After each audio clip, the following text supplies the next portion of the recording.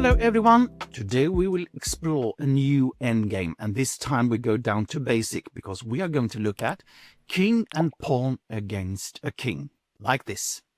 And the reason why I call this basic is of course because this is the most simple endgame you can reach. All other endgames can come down to this, and you really need to understand how to win and how to defend depending on if you have the pawn or not.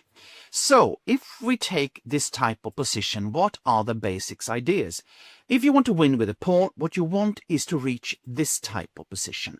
Here you can see that the kings are on one side each of the pawn, and you have created like a street between the kings so that white king can support the pawn trying to reach e8, and black cannot stop it because the white king will always support the pawn when it moves forward. Beside this, there are some crucial things you should think of. Number one, we have the opposition. And what is that? That is when the kings, like here, are just in front of each other. And the one that has got the opposition is the one who can choose to keep it or to break it. That means that if it is white to play like this, black wants to keep it because black do not want this street to occur that we just saw in the former example. So black will follow like this, and now there is no way for white to make any progress without moving the pawn like this. And as soon as the pawn is in front of the king, then it is much more difficult to create a street like we saw. So white wants to have the king in front of the pawn, and white wants to break the opposition.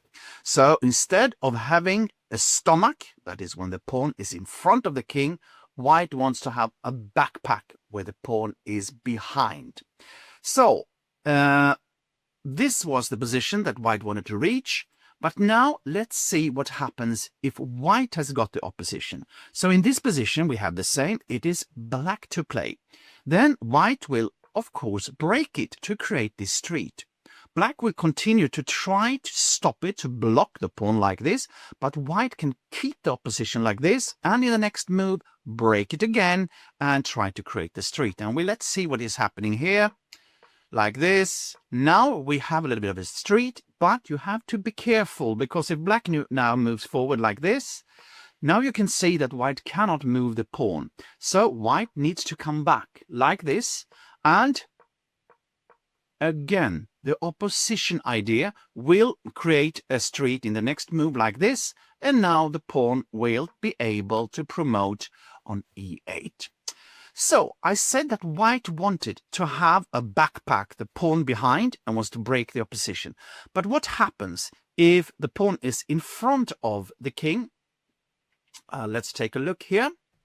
So in this position, we have the pawn in front of the white king. And now what is happening, if we just play through what will happen, black will force white to move the pawn forward like this.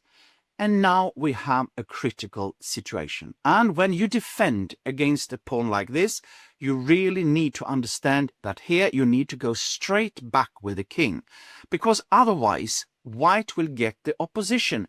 But now, if white is going to make any progress, we'll move like this, you keep the opposition, and now, as long as black knows this idea to go straight back, white need to push the pawn in this moment, but then there will be, like this, a stalemate. So, to summarize, you want, with the extra pawn, you want it to have it as a backpack and not as a stomach. You want to have the opposition, and you want to break it to create a street for your pawn, because then the king will be able to support it down to the promotion square.